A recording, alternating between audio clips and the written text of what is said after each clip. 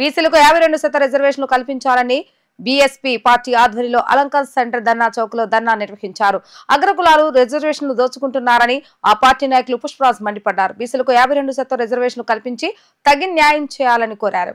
బీసీలకు 52% రిజర్వేషన్ కల్పించాలని డిమాండ్ చేస్తూ బహుజన్ సమాజ్ పార్టీ ఆధ్వర్యంలో విజయవాడ అలంకార్ సెంటర్ లోని ధర్నా చౌక్ వద్ద ధర్నా చేపట్టారు. రాష్ట్ర అధ్యక్షులు గౌతమ్ కుమార్ ఆదేశాలతో ఈ ధర్నా నిర్వహించినట్లుగా పార్టీ ప్రధాన కార్యదర్శి పుష్పరాజ్ తెలిపారు.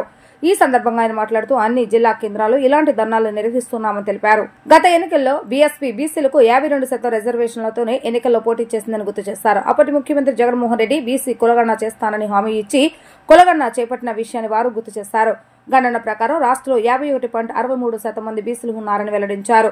అగ్రకులాల రిజర్వేషన్లు దోచుకుంటున్న తీరును తప్పుపట్టిన నేతలు బీసీలకు రావాల్సిన న్యాయం జరగాలని, స్థానిక సంస్థల ఎన్నికల్లో కూడా రిజర్వేషన్లు కల్పించాలని డిమాండ్ చేశారు.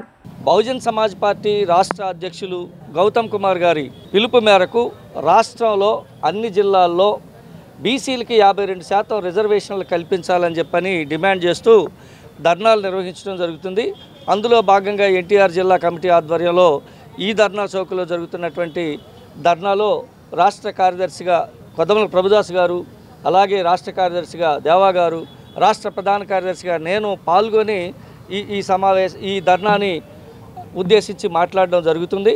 అయితే బీసీలకి 52% రిజర్వేషన్లు ఎందుకు ఇవ్వాలి అంటే, బీసీలు జాతీయ స్థాయిలో ఆందోళన చేసినటువంటి నేపథ్యంలో గత ఎన్నికల్లో కాంగ్రెస్ పార్టీ దీన్ని బలపరుస్తూ బీజేపీ దీన్ని వ్యతిరేకిస్తూ ఎన్నికల్లోకి వెళ్ళాయి. అది అయిపోయింది.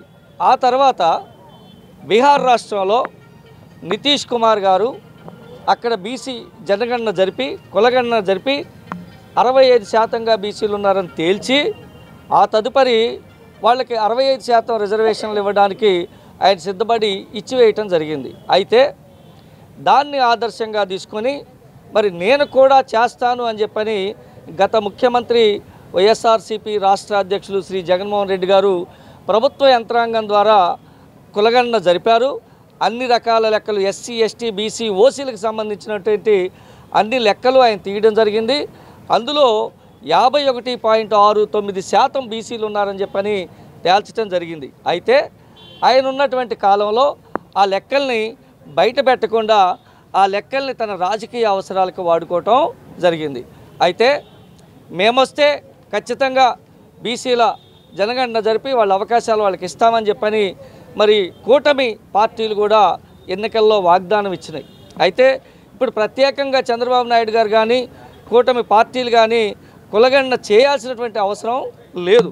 ఎందుకంటే ఆల్రెడీ గత ప్రభుత్వం చేసినటువంటి లెక్కలు వీళ్ళ దగ్గర ఉన్నాయి కాబట్టి ఆ లెక్కల ప్రకారం బీసీలు 52% ఉన్నారు కాబట్టి ఎస్సీ, ఎస్టీలకి రాజ్యాంగబద్ధంగా వాళ్ళ అవకాశాలు వాళ్ళకి వస్తున్నాయి కాబట్టి మరి ఓసీలకు కూడా ఈడబ్ల్యూఎస్ రూపంలో వాళ్ళ అవకాశాలను వాళ్ళు తీసుకుంటున్నారు కాబట్టి, కానీ మొత్తంగా బీసీల 50% పైగా ఉన్నటువంటి బీసీల అవకాశాలని మరి అగ్రకులాలే దోచుకుంటున్నటువంటి పరిస్థితి ఉంది.